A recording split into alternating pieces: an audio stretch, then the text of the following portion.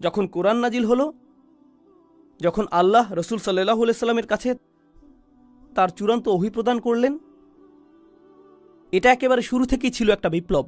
আল্লাহ আমাদেরকে শিক্ষা দিচ্ছেন যে তিনি ছাড়া আর কারো উপাসনা করা যাবে না। আর তিনি সকল মানুষকে সৃষ্টি করেছেন একজন মাত্র মানব থেকে, আদম আলাইহিস সালাম থেকে, যার অর্থ অভিজাত রক্ত এবং কৃষকের রক্ত, দাসের রক্ত এবং দাসের মালিকের রক্ত, ধনীর রক্ত এবং দরিদ্রের রক্ত, সবগুলোই একমাত্র আদম আলাইহিস সালামের রক্ত। এতে কোনো পার্থক্য নেই। আর যখন তারা আল্লাহর উদ্দেশ্যে নামাজ পড়বে, সেখানে অভিজাতদের জন্য আলাদা কাতার থাকবে না।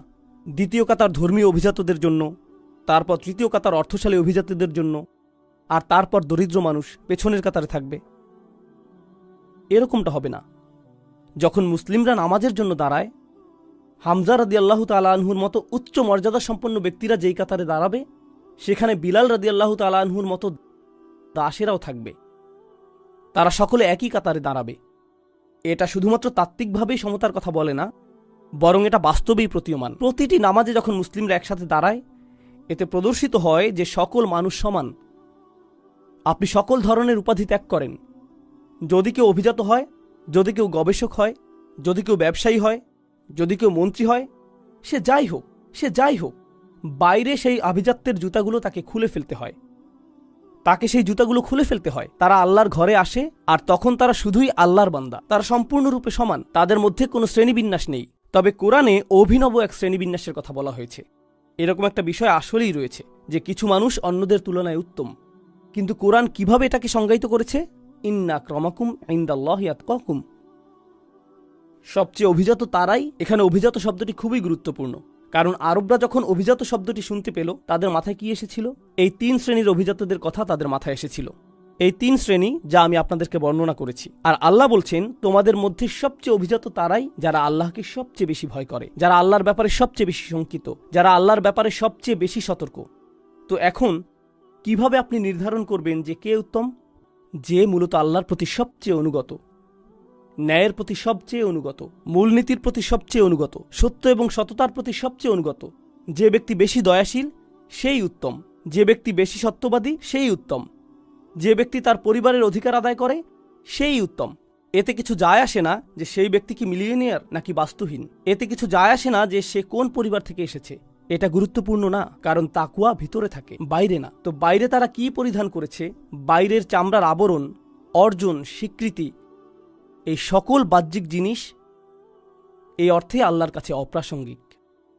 এই সব কিছু আল্লাহর কাছে অপ্রাসঙ্গিক। আর অভিজাত লোকদের ব্যাপারে একটা বিষয় আপনারা জানেন, যে তারা সেবক রাখতে পছন্দ করে। তারা নিজেরা নিজেদের কাজ করতে পছন্দ করে না। কল্পনা করুন, একজন রাজা তুরি বাজালো, আর এক ব্যক্তি পানি নিয়ে আসছে, কেউ ফল নিয়ে আসলো, কেউ আবার পাখা দিয়ে বাতাস করছে। অথবা বাইরে একটা শব্দ শোনা গেল, সে বলল, প্রহরী যাও দেখে আসো। সে নিজে উঠে গিয়ে দেখে আসবে না, সে অন্য কাউকে দেখে আসতে বলবে, তাই না? আল্লাহ কোরআনে কি করেছেন? তিনি এই অভিজাতদের উদ্দেশ্যে কথা বলছেন। প্রসঙ্গক্রমে মক্কি যুগের বেশিরভাগ কোরআনের আয়াত যদি আপনি মনোযোগ দিয়ে পড়েন, কোরআনের প্রাথমিক নাজিলকৃত অংশটি অভিজাতদের উদ্দেশ্যে কথা বলছে। তাদের উদ্দেশ্যেই তিনি বলছেন। বিত্তশালীদের উদ্দেশ্যে বলছেন, প্রভাবশালীদের উদ্দেশ্যে বলছেন। যেমন আল্লাহ বিচার দিবসে বলবেন, তোমার নিরাপত্তা রক্ষীদের কি হলো? তোমার নিরাপত্তা রক্ষীদের কি হলো? তোমার সেবকরা কোথায়? তুমি একা কেন? আর বিচার দিবসে তাকে অপমানিত হতে হবে। আল্লাহ বলবেন, যুক ইন্নাকা আনতাল আজিজুল করিম, মা লাকুম মিন দুনিল্লাহি মিন ওয়ালি ওয়ালা নাসির। তাদের কোনো রক্ষাকারী অথবা সাহায্যকারী থাকবে না। যখন রাজা বিপদে পড়ে, সে গির্জার কাছে যায়। যখন গির্জা বিপদে পড়ে, তারা রাজার কাছে যায়। যখন উভয়ই বিপদে পড়ে, তখন তারা যায় বিত্তশালীর কাছে। তারা একে অপরের সহায়তা পায়। বিচার দিবস শুরু হলো, সে বলবে, আমার লোকজন কোথায়? কাকে আমি এখন কল করব? আমার তো কারো কাছে যাওয়ার জায়গা নেই। কোরআন ধ্বংস করেছিল এই শ্রেণীবিন্যাসের স্বীকৃতি। মানবজাতির সকলেই সমান, মানবজাতির সকলেই মর্যাদা পাবার যোগ্য। কেউ নিচু শ্রেণী নিয়ে জন্মায়নি, কেউ কম সম্মানের যোগ্য না কারণ তার অর্থ সীমিত, কেউ বেশি সম্মানের যোগ্য না কারণ তার প্রভাব বেশি। বিষয়টা এরকম না। সম্মান আসে তাকওয়া থেকে। সম্মান সম্পূর্ণ ভিন্ন স্থান থেকে আসে, সম্পূর্ণ ভিন্ন স্থান থেকে। আর এই ধারণাটিকে চমৎকার মনে হয়, কিন্তু এটা একই সাথে বিপজ্জনক ধারণা। এটা আসলেই বিপজ্জনক ধারণা। কারণ আপনি যদি এই ধারণাটি গ্রহণ করেন, তখন আপনি মানুষকে কিছু করতে বলবেন আর তারা সেটাকে প্রশ্নবিদ্ধ করবে না, এমনটা হবে না। কারণ যদি আমি আপনাকে কিছু করতে বলি, সেক্ষেত্রে আমাকে প্রশ্ন করার অধিকার আপনার রয়েছে। আপনি এটা কোথা থেকে পেয়েছেন? আপনার যুক্তি প্রমাণ কি? হাতু বুরহানাকুম ইন কুনতুম সাদিকিন। আপনার যুক্তি প্রমাণ হাজির করুন। কিন্তু আপনি যদি গির্জা অথবা ধর্মীয় অভিজাত সম্প্রদায় হয়ে থাকেন, তখন আপনি আল্লাহর পক্ষ থেকে কথা বলেন। আপনাকে কখনোই প্রশ্ন করা যায় না। কেউ আপনাকে প্রশ্ন করতে পারে না, কারণ আপনাকে প্রশ্ন করা স্বয়ং সৃষ্টিকর্তাকে প্রশ্ন করারই শামিল। প্রশ্ন করলে তো ভাবমূর্তি ধ্বংস হয়ে যাবে। এজন্যই আপনি দেখবেন যে আমাদের ঐতিহ্য, মুসলিম চিন্তাবিদদের ঐতিহ্য অনেক আলাদা। ইহুদি ঐতিহ্য, খ্রিস্টান ঐতিহ্য এবং অন্যান্য ঐতিহ্যের তুলনায় আমাদের চিন্তাবিদদের ঐতিহ্যে, ধরুন একজন চিন্তাবিদ কোরআনের একটি তাফসির রচনা করেছেন, অন্য আরেকজন চিন্তাবিদ কোরআনের অন্য আরেকটি তাফসির রচনা করে প্রথম চিন্তাবিদের মতামতের সাথে দ্বিমত পোষণ করেছেন। তিনি এমনটা লিখেছেন, আর এই কারণে আমি তার সাথে দ্বিমত পোষণ করি।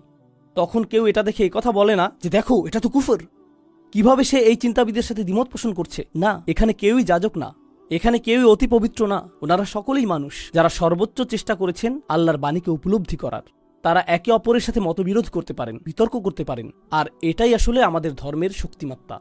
ইসলাম আগমনের আগে কৌতূহল জাগ্রতকারী আরেকটা বিষয় ঘটেছিল, আর তা হলো বাইবেল সবার জন্য সহজলভ্য ছিল না। আপনি বাইবেল হাতে নিয়ে পড়া শুরু করতে পারতেন না।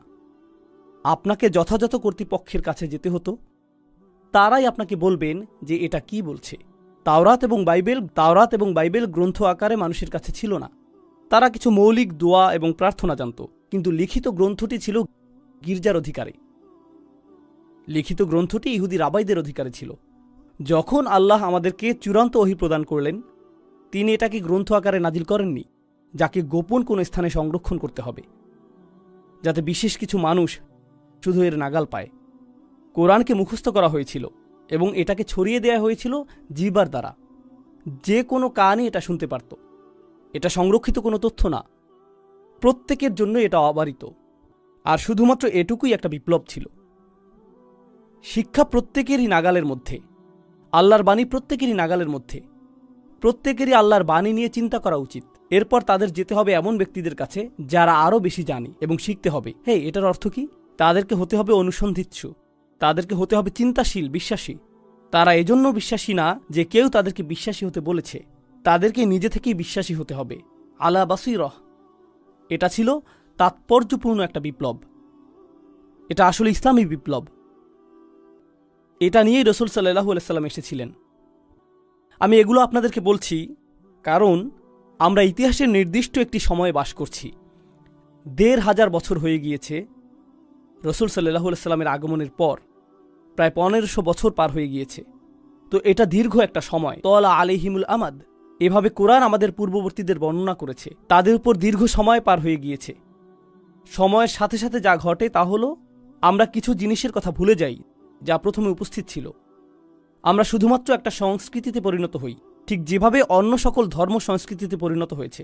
আমরা মুসলিম পরিবারে জন্মেছি, আমরা মুসলিম সমাজের মাঝে জন্মেছি। সব কিছু ছকবাঁধা নিয়মে চলবে, এতে আমরা অভ্যস্ত হয়ে পড়েছি। আমরা কখনো প্রশ্ন তুলি না, আমরা কখনো অনুসন্ধান করি না। আর আমরা ইসলাম পালন করি কারণ আমাদের পরিবেশ ইসলামিক। দয়া করে মনোযোগ দিয়ে কথাটি শুনুন। আমরা ইসলাম গ্রহণ করেছি কারণ আমরা আমাদের পরিবারে অথবা সমাজে ইসলামিক পরিবেশ পেয়েছি। তো আমাদের ইসলাম ভিতর থেকে আসেনি, এটা এসেছে পরিবেশ থেকে, যা থাকে বাইরে। কিন্তু এখন সময় পরিবর্তিত হয়েছে। যদি আপনি ত্রিনিদাদে বাস করেন, টেক্সাসে বাস করেন, লাহোরে বাস করেন অথবা ঢাকায় বসবাস করেন, কিছু যায় আসে না পৃথিবীর কোথায় আপনি বসবাস করছেন। এখন আপনার পরিবেশ কিন্তু চারপাশের পরিবেশই নয়, এই ডিভাইসের মধ্যেও একটা পরিবেশ রয়েছে, এখানেও একটা পরিবেশ রয়েছে। আপনার সামনে এখন এমনভাবে সবকিছু উন্মুক্ত হয়েছে যা আগে কখনোই হয়নি। মানবজাতির কাছে এর আগে কখনোই এত কিছু উন্মুক্ত হয়নি। তো আপনার পরিবেশ যা আপনাকে নিরাপদ রাখত, আর আপনার বিশ্বাস যা নিয়ে আপনি স্বাচ্ছন্দ্যে থাকতেন, কারণ আপনার চারপাশের সকলে তাই বিশ্বাস করে যা আপনি বিশ্বাস করেন, সেটা এখন আর থাকছে না। সেটা এখন হুমকির সম্মুখীন, সেটা প্রশ্নের সম্মুখীন, সেটা সন্দেহ সংশয়ের সম্মুখীন।